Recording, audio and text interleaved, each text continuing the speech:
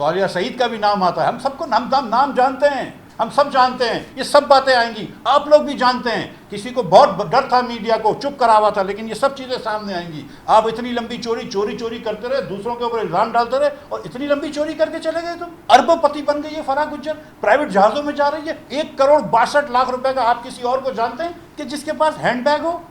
فرح خان کی کرپشن کی ہے کہ جس نے ہر پولیس والے کی ٹرانسفر پوسٹنگ پہ پیسے لیے ہیں، ہر ڈی سی کے ٹرانسفر پوسٹنگ پہ پیسے لیے ہیں، ڈسٹرکٹ فوڈ کنٹرولرز کے ٹرانسفر پوسٹنگ پہ پیسے لیے ہیں، پنجاب حکومت کے سیکٹریوں کے ٹرانسفر پہ پیسے لیے ہیں۔ اور وہ پیسے کہاں جاتے تھے؟ اب وہ پی ٹی آئی والے کہہ رہے ہیں کہ فرح گجر کیسے کرپشن کر سکتی ہے، وہ تو ایک پرائیویٹ سیکٹر عورت ہے۔ وہ پرائیویٹ سیکٹر اس لیے کرپشن کر سکتی ہے کہ پبلک سیکٹر کی اور ان کی بیویات کی دوست ہے۔ وہ کسی کی فرنٹ وومن تھی۔ بزدار بھی کسی کا فرنٹ مین تھا۔ بزدار کے پیچھے کون تھا؟ جب علیم خان بتا رہا ہے کہ میں نے بتایا عمران خان کو کہ بزدار کرپٹ ہے اور عمران خان نے رکھا ہے، تو بزدار کس کو پیسے دے رہا تھا؟ فرح گجر کس کو پیسے دے رہی تھی؟